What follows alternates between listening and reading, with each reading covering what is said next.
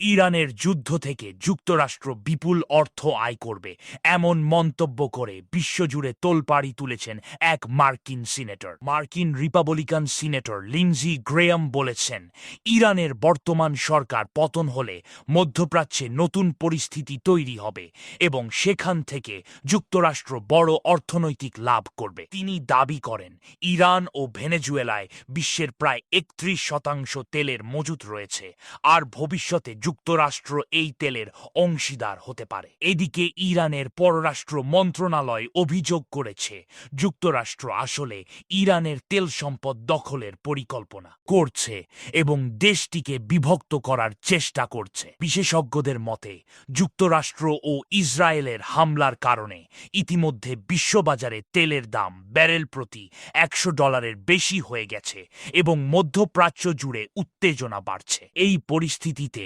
প্রশ্ন উঠছে, মধ্যপ্রাচ্যের যুদ্ধ কি সত্যিই নিরাপত্তার জন্য নাকি তেলের জন্য? আর এই সংঘাত যদি আরও বাড়ে তাহলে এর প্রভাব পড়তে পারে পুরো বিশ্ব অর্থনীতিতে। আরও আপডেট পেতে সাবস্ক্রাইব করুন শহীদ টিভি।